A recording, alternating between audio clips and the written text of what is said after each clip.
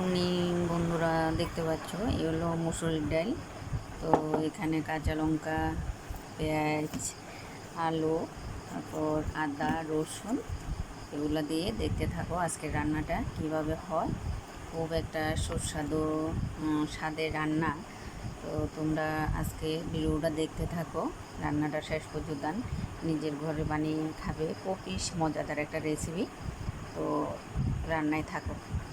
দেখো আমার ডালগুলা আটা মিক্সিং করেছি। এখন এখানে পেঁয়াজ, রসুন, কাঁচা লঙ্কা, আদা দিয়ে দিয়েছি। এগুলো এবার পেস্ট করে নেব।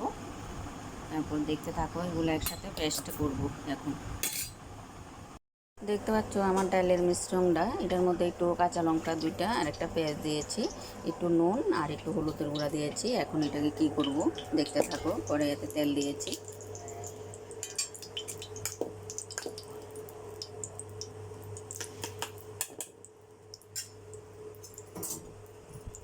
আমি সবসময় লোয়ার কড়াইতে রান্না করি। তো তোমরা কীভাবে রান্না করো সেটাই বলবে।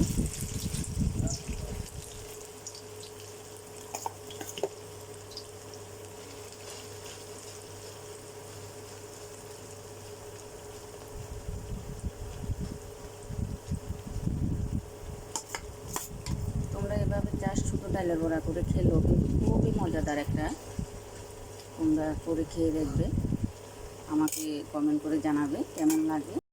তো দেখতে পাচ্ছ আমি কড়াইতে 3টা কাঁচা লঙ্কা, শুকনো লঙ্কা দিয়েছি। এখন 2টা তেজপাতা দিয়ে দিলাম। এখানে একটু পাঁচফোড়ন দিয়ে দিলাম।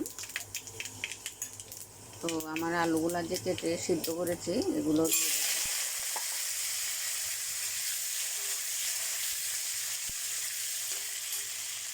এখানে একটু হলুদের গুঁড়া দিয়ে দেবো।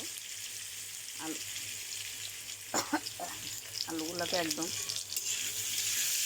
কড়া করে ভেজে নেব।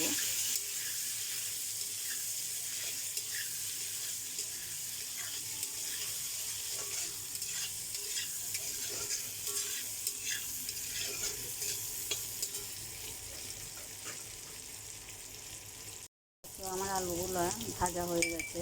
এবার এখানে মশলা অ্যাড করছি। এখানে আমি ধনা, জিরা, আদা, তো সব কিছুই একসাথে মিশ্রণটা দিয়ে দিয়েছি।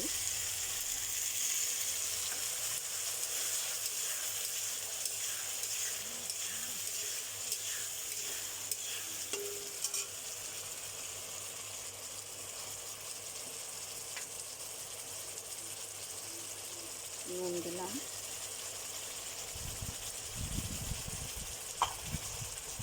তো আমি একটু একসাথে একটু গরম মশলার গুঁড়ো দিয়ে দিচ্ছি। তো একটু চিনিও দিয়ে দিলাম। আমি একটু চিনি খেতে ভালোবাসি। এখন তোমরা যারা খেতে ভালোবাসো তারা দেবে।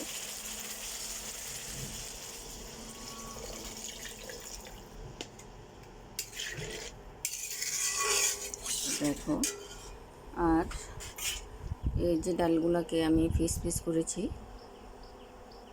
ডালের বড়া করে।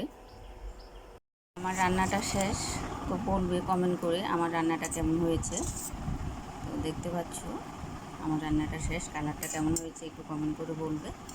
আর তোমরা কে কী রেসিপি দেখতে চাও একটু কমেন্ট করে বলো। সব কিছুই পারি না, যেমন না। তো আজকের জন্য ভিডিওটা এখানে শেষ। যারা আমার এই ভিডিওটা দেখবে রান্নার, তারা পাশে থাকবে, তারা একটু চ্যানেলটাকে ফলো করে দেবে। তো আমার চ্যানেলের নাম হলো পূর্ণিমা করি, দিয়ে সার্চ করলে পেয়ে যাবে।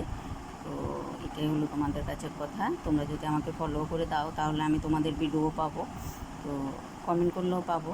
তো আমিও তোমাদেরকে পাশে থাকতে পারবো। তো এটাই হলো শেষ কথা। তো সবাই ভালো থাকো, সুস্থ থাকো, এটাই ঠাকুরের কাছে প্রার্থনা করি।